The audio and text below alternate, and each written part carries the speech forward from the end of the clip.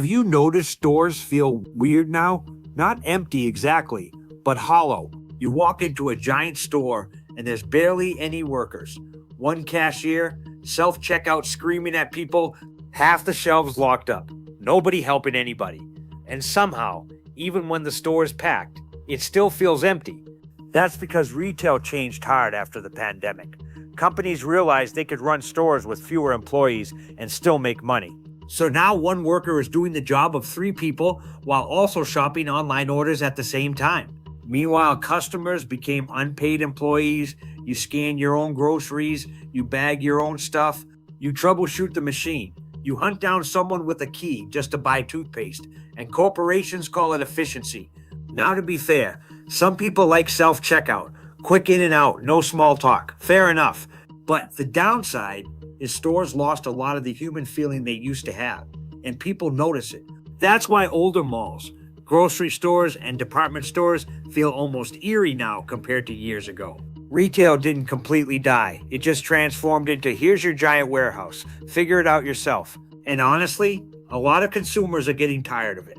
I'm 69 years old, and I never thought I would live long enough to see senior citizens in America. Standing in grocery store aisles doing mathematics with fear in their chest. That is not retirement. That is survival. Right now in America, millions of seniors are quietly drowning. Not loudly, not dramatically, quietly. The television says the economy is improving. Wall Street celebrates, but seniors know the truth. The truth is that inflation hits older people differently. When you are 75, inflation means skipping medication. The average Social Security benefit in 2026 is just over $2,000 a month. Now subtract rent, subtract utilities, subtract gasoline, subtract Medicare premiums, subtract co-pays, subtract food. What is left for millions of seniors? Almost nothing. Nearly 14 million seniors in America now face food insecurity. That is a polite government term for older Americans being hungry. Hungry while choosing between heart medication and groceries. And the cruelty is this: the system keeps telling them they received a raise. Social Security recipients received a 2.8% COLA increase for 2026, but Medicare premiums jumped dramatically too. Healthcare costs rise faster than benefits. So seniors get an increase with one hand and lose it with the other. And then comes the emotional cost, the shame, the humiliation, the terror of hearing a doctor say, "We need another test," while your mind asks, "How much?" Many are postponing medical care entirely because they cannot afford them. Stress itself becomes an illness. The body absorbs fear. The constant pressure of survival changes people biologically. And yet, there are still people fighting for seniors. Programs like Medicare, Meals on Wheels, and energy assistance are keeping millions alive. Without Social Security alone, elderly poverty in America would explode. Researchers estimate nearly 38% of older Americans would fall below the poverty line. There are growing calls to reform how Social Security increases are calculated because current formulas do not reflect the real expenses seniors face. Help is arriving slower than inflation. Today, seniors are adapting, driving less, eating less, heating less, living less. And that should break the heart of this nation because senior citizens are not disposable people. They built this country.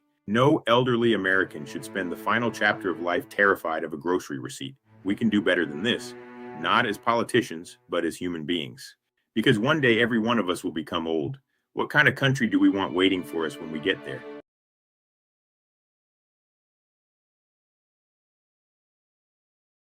Experts keep asking why people are having fewer kids, and somehow they keep landing on the weirdest possible answers. Low sperm counts, hormones, screen time, chemicals. Now some people are even floating the idea that teens should be having more kids again. Yeah, because that sounds like a healthy economic solution. Meanwhile, back in reality, rent is exploding, groceries are insane, daycare costs more than some mortgages, health insurance barely covers anything. People are working full-time and still living paycheck to paycheck. You don't need a conspiracy board to figure this out. People aren't avoiding kids because they forgot family values. They're avoiding financial collapse. A generation watched their parents struggle, then got handed higher debt, lower buying power, impossible housing prices, and an economy where even 2 incomes barely survives. And instead of fixing healthcare, wages, housing, or childcare, Some people seriously look at this situation and go, maybe teenagers should have more babies. No, maybe adults should be able to afford life first, because this isn't just a social issue, it's a consumer issue. When the cost of existing becomes unaffordable, people stop building families. Hello, friends. Wendell here with your Senior Consumer News Update. Today, we're talking about something hitting a lot of older Americans hard right now: subscription creep. Years ago, you bought something once and you owned it. Now, everything wants a monthly payment. TV, music, home security, photo storage, even some coffee makers and printers now try to lock features behind subscriptions. And here's the problem for seniors. A lot of these charges are small enough that they slip by unnoticed. $4.99 here, $9.99 there, $16.95 for something you forgot you even signed up for 3 years ago. Then suddenly you look at your bank account and realize you're paying hundreds a month for things you barely use. So here's a simple challenge. This week, sit down with your bank statement or credit card bill and highlight every recurring charge. Every single one. Then ask yourself, did I use this in the last 30 days? If the answer is no, cut it loose. And be careful with those free trials. A lot of companies count on people forgetting to cancel, especially older consumers who may not be checking email confirmations every day. Also watch for subscriptions hidden inside phone apps. Some are charging monthly fees quietly through Apple or Google accounts. Here's the truth. Companies love subscriptions because they create automatic income, but automatic spending can quietly drain retirement money faster than people realize. The goal today isn't fear, it's awareness. Protect your money. Question every charge. And remember, convenience is only convenient if you're actually using it. I'm Wendell, and this has been Senior Consumer News.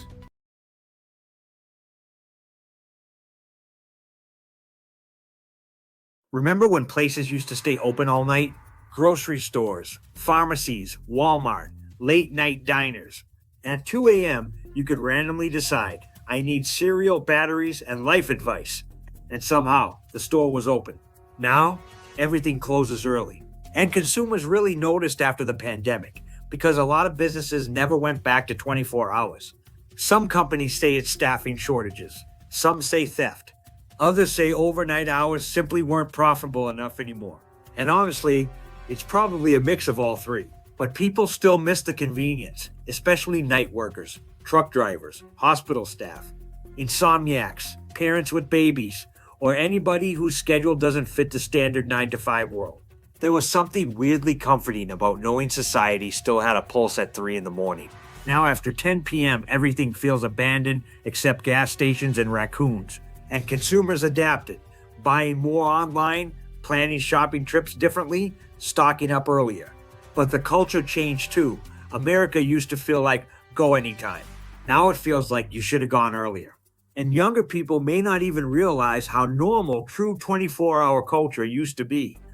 Entire grocery stores fully open, aisles stocked, cashiers working, restaurants packed at 1 a.m.